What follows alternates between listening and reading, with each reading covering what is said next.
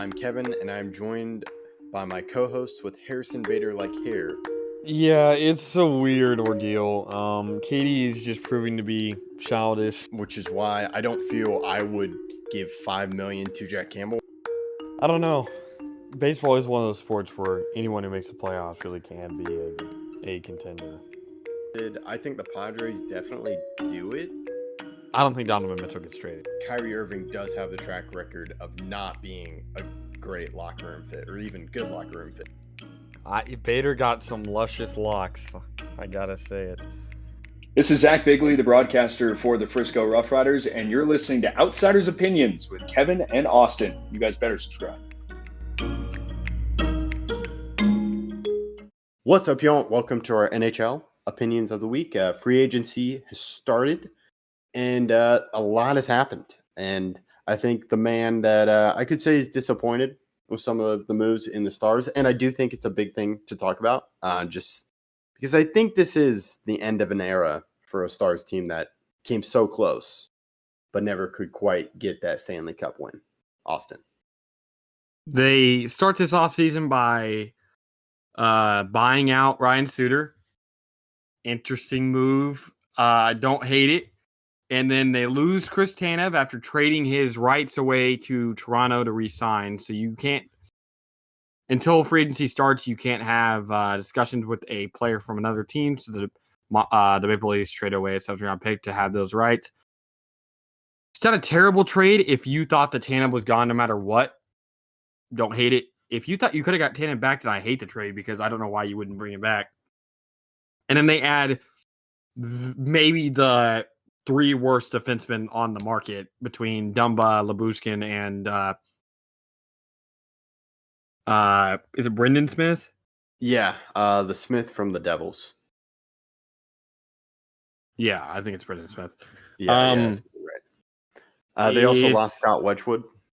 Yes, that's not too bad. It's not the end of the world. They did get Casey DeSmith, which is fine.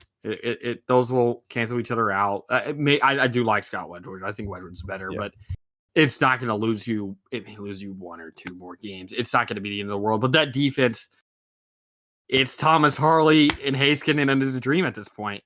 That's literally what it is. It may be the worst D-core in the league. And the only reason why I don't think it is because you got Heiskanen and Harley. I think their bottom 4, besides Lindell, are all 6 pair defense or bottom pair defensemen. Whether it's Lundqvist or any of the 3 guys you signed. Dumba was unplayable last year for a Tampa team that made the playoffs. And he has history with obviously hitting Pavelski. And I don't think that should necessarily impact signing a guy, but maybe being bad at hockey should. He has potential, though, because he's been good before. At least Dumba's shown that he's been good, but he's getting older. He played poorly last year. He could turn it around. While Brendan Smith and Lyubushkin, I'm not as confident in. I don't know. I'm confused about the moves. They got Duchesne back. And then, are you aware of Radek Faksa or no? Educate me. Faksa was traded to the St. Louis Blues for future considerations. That does not help. No longer. Yeah. So that's where to me, that's like, okay, it's an end of an era. They're going in a different direction. Like I said, we are in a group chat where I'm like, I do think the Stars take a step back this year just because they've been so close. And I think there are roles that they have lost. They've lost Pavelski. They've lost defensemen, as you mentioned. I heard people talk about the physicality and kind of the size of those defensive players, but that was just something I'm like, maybe they're waiting for guys in the system to get better, for younger guys as well. I think we're going to see that on the offense as well. So I don't think they go deep as far as the playoffs. I think they will be a playoff team, but I just wanted to talk about the Stars and just kind of, you've mentioned confusing moves. I'm very surprised. I think they gave up on Tanev. I think they didn't want to give him a 6-year contract because the AAV doesn't look bad. And the Toronto, before we move on to Toronto, because I'm interested in their moves, is there anything else you want to say about the Stars? Pavelski hasn't officially retired, and they need whatever he was last year during the regular season to have any chance of being a contender. A lot of disappointing moves. I don't know how. Again, I don't know what their defense. Their defense is just bad. It's just bad. It's not even okay. I thought their defense wasn't good enough last year because of them having to play 5 guys consistently. I thought they needed to add another guy who could play consistently. And they decided we're going to get rid of everybody. And they're all going to be bad that they bring in. And so I'm not confident in what the Stars are going to be next year. I don't know. There's still moves to be made, and we'll have to see, obviously, young guys like Bork and some other guys come in. But I think there's some players we know who they are, and that's a lot of the players the Stars brought in. Yeah, and I think the thing about the defenseman is they're right-handed defenseman. That, I think, the pro, but I do agree. It's very confusing. I didn't trust their defense. To me, their defense was a weakness last year. I love their offense. And they kind of struggled, and I think their window's kind of closed. I think it is closed. Their offense and defense got worse. Their goaltending got worse. Maybe not for the playoffs because Ottinger will be there. So we'll call that at least a wash. To give the Stars credit, we'll give it a wash, sure. But their defense and offense are worse, and their defense is significantly worse. And like you said, their defense was their issue. So I'm just... This is kind of like we talked about how it was such a big year and they missed that mark for winning the cup. They're kind of dealing with the fallout. And the thing is, they left last season off a bad note. So it's just not fun because they're going to take a step back. I would love it if they went back to the Western Conference Finals, but I don't think their expectations is making it back to the Western Conference Finals. That may be a goal of theirs, but I don't think that's realistic. I think that's what they think. I think that's their plan. I think there's a lot of fans that think that, but right this second, I don't see, like you said, they make the playoffs. The West is good, Kevin. There's a lot of teams that are starting to get better. I like some of the moves teams like the Blackhawks or a lot of these other teams are making, and I just don't know. Utah's making a lot of good, interesting moves. It's just the West is starting to get Nashville. We'll talk about Nashville next. That was the thing. I was like, Nashville is probably the biggest headliner, positive headliner, I'd say, with Nashville. I do think the Stars are important, given how we focus on them. And just Jim Nill is back-to-back GM of the year. However, we'll just have to see what happens. Maybe that doesn't make him impervious to criticism. Yes. No, but I'm just saying maybe these moves do turn out well. However, the likelihood of that happening is low. I think that's a fair thing to say. Well, yeah, disappointed. Yeah. Is the way I'll put it. Yeah, it's tough. However, Nashville, and this is a team in the Stars division, already a stacked division because you have the Avalanche, you have the Jets, and Nashville goes out on a huge spending spree because they signed Stamkos. They also got Jonathan Marchessault, and then Brady Shea. Brady Shea. I think those were the 3 guys. Those were the main 3 guys where they just went out and were like, we've signed these guys. And those are massive players. Those are just absolutely huge. And I think Nashville right now looks like one of the favorites to win that division. I definitely think they're going to be better than the Stars this upcoming year. Their goaltending, I think, is better, even if it is just slightly. I mean, we know our conversation. They did add Scott Wedgwood as a backup. And I think UC Saros, I mean, you know what I think about UC Saros, so it's not, I think, all that crazy. And I can't believe Stamkos is gone, but for Tampa, that's a huge loss.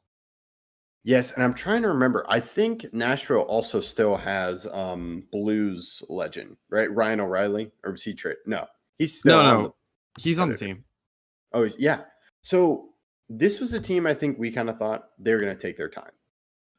Barry Trotz is the GM, so we were huge fans of him as a coach, and just what he was able to do. He took the Islanders to back-to-back conference championships, and they just lost to a dynasty team in the Tampa Bay Lightning.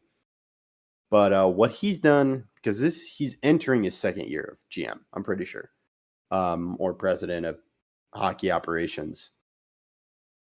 I think just getting those guys, because I love Jonathan Marchessault on Vegas. I think he was a huge part of their team. You also have Steven Stamkos leaving the Lightning and going to Nashville.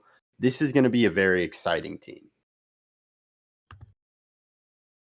Yeah, I agree. I think this will be a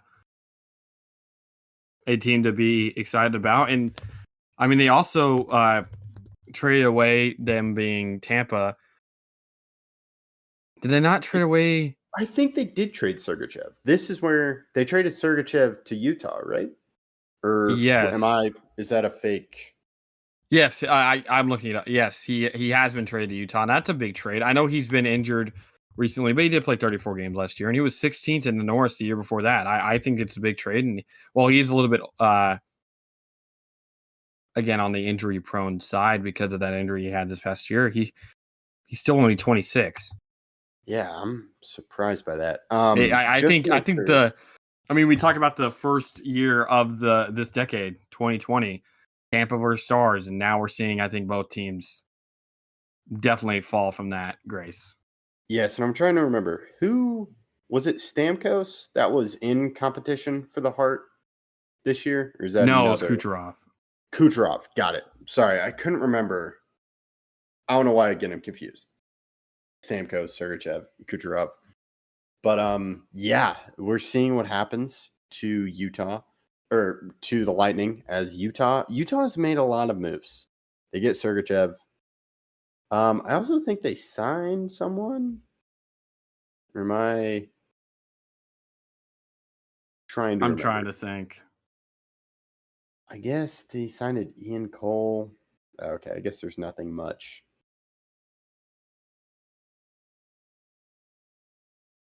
Yeah. I don't remember. Oh, I forgot. Wait, is Sergachev? No, I'm thinking. I forgot Sergachev was a defenseman. It was Coleman. Coleman, who was the Conn Smythe winner in the Stars, is on Calgary. Correct? Who's the Conn Smythe winner in 2020? 2020? Yeah. I believe it was Victor Hedman. Oh, yeah, you're right. It's Victor Hedman. That's my bad. I'm all over the place right now. I think you're thinking of Blake Coleman, but yes, he was really good in the. He was never Conn Smythe winner, but he was very good in the postseason. Okay, yeah, I can. Yeah, I don't know. I'm just getting all of them confused for some reason. So, yeah, the Lightning looks like they're taking a step back as well. And then I'm trying to think, what else? Do you think Nashville has gained some pressure with signing guys like Stamkos, Marchessault? Oh, 100%. I mean, I think them signing Barry Trotz as their GM started all that pressure. I think that is something that they put on themselves, and that's maybe a good thing. Some other moves I want to talk about are it was Nikita Zadorov and Sean. Oh, is it the defenseman that was on Avalanche? No. Oh, okay. Is it Sean Walker? No, that's good. My bad. It was Zadorov and it was Sean somebody. Give me a second.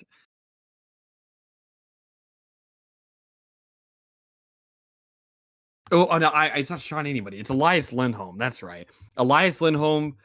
He played well in the postseason, I believe. Yeah, he had 10 points in 13 games with Vancouver. He's to Boston. So is Nikita Zadorov. And then Jake DeBrusk goes from Boston to Vancouver. So there's been a lot of moves between those two teams. None of them trades, but 2 signings with Boston from Vancouver and 1 vice versa. Yes, and I've heard a lot of hype around Lindholm, and I was surprised the Bruins were able to get him. Because wasn't he at like a $7 million AAV? I know it was a 7-year deal. But it seemed to be like a pretty expensive. I'm looking it up. Okay. So that's huge for Boston. And I would, once you finish that up, I would like to talk about Toronto. Because we've talked about just the I don't know why I'm saying that. Dallas Stars. I'm really all over the place in this episode. The Dallas Stars, lack Take of your defense. time. Take your time. Yeah. The Dallas Stars lack of defense, and then you have the Toronto getting Chris Tanev. I think they may have just added on those years to help Tanev. I think they're just going for now, and they'll just kind of deal with it later. And they also signed Hakanpää, who I know may be dealing with an injury, but they also got another key defenseman in Tanev? No, it wasn't Tanev, it was another. We're talking about Toronto, right? Yeah, Toronto. Because I thought they signed someone else that wasn't Tanev, wasn't Hakanpää. It was a key guy. Oh, I can't remember his name.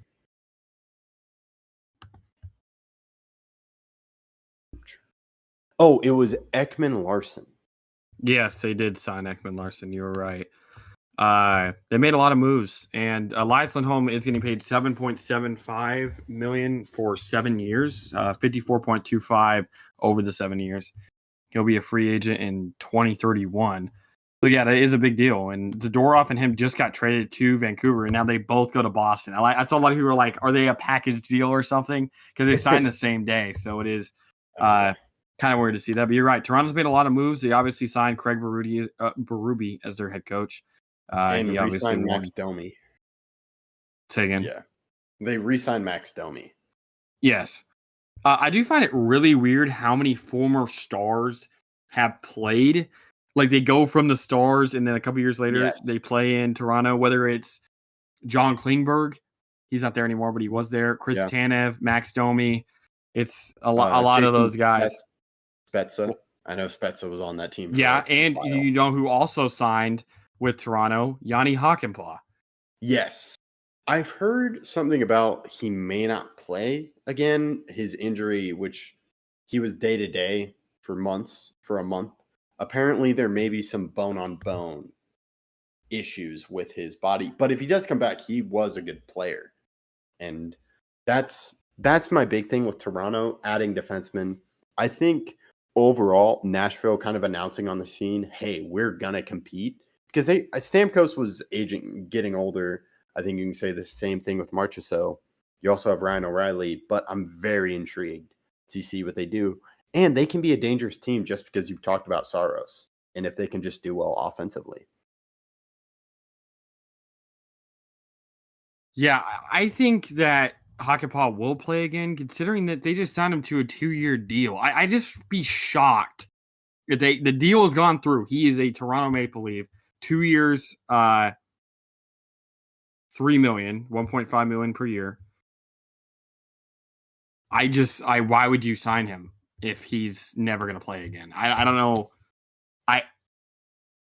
I just feel like that's the worst signing of all time because he was a free agent. Yeah. Like that'd just be the worst signing ever. It's I don't know. Got it. But yeah, very eventful day in free agency and definitely fun to cover. Any final thoughts? Nope.